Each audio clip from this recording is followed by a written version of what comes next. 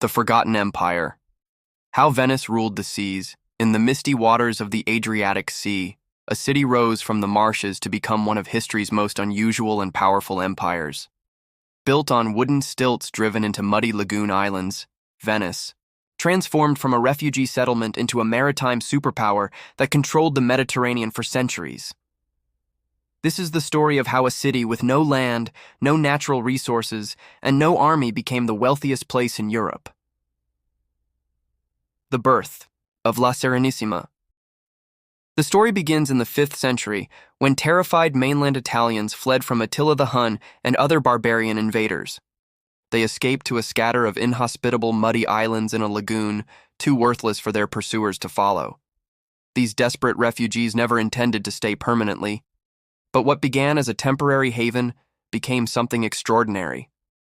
The Venetians learned to drive wooden pilings into the mud, creating foundations for buildings that still stand today.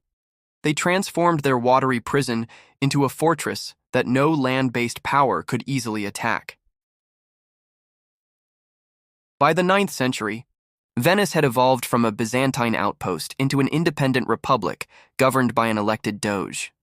The Venetians called their homeland La Serenissima Repubblica, the most serene republic, and it would survive for over 1,000 years until Napoleon's conquest in 1797. Pirates to merchants. Early Venetians were pirates and salt traders. Salt was medieval gold, essential for preserving food, and Venice controlled the precious salt pans of the lagoon. But the city's true genius emerged when it transformed from raiders into traders. The Venetians saw opportunity where others saw only obstacles. With no farmland, they turned to the sea. With no natural resources, they became middlemen. With no army, they built the most formidable navy in the Mediterranean. By the 13th century, Venice had created something unprecedented, the world's first true mercantile empire.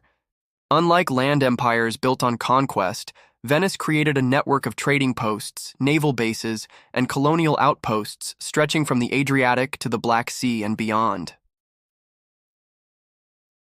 The Fourth Crusade.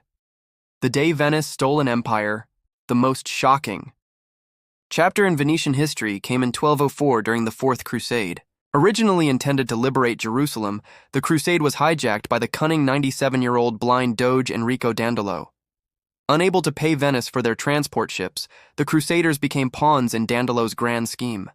Instead of sailing to the Holy Land, they attacked Venice's Christian rival, Constantinople, the greatest city in Christendom and capital of the Byzantine Empire. The sack of Constantinople was one of history's greatest heists.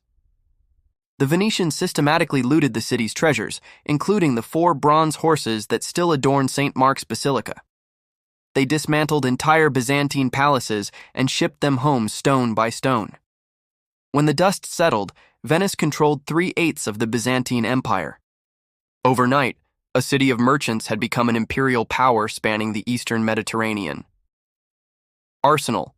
The world's first assembly line, Venice's rise to power was fueled by an innovation centuries ahead of its time, the arsenal.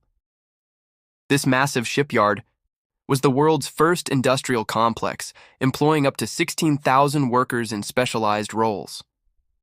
While the rest of medieval Europe built ships slowly by hand, the Venetians created the world's first assembly line.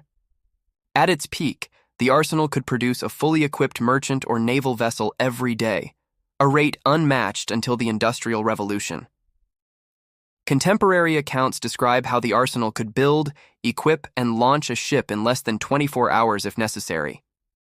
When Henry III of France visited in 1574, the arsenal workers built a galley before his eyes between the main course and dessert at a state dinner. Spice, silk, and slaves. The dark side of Venice's wealth. Venice's fortune was built on monopolizing trade routes between East and West.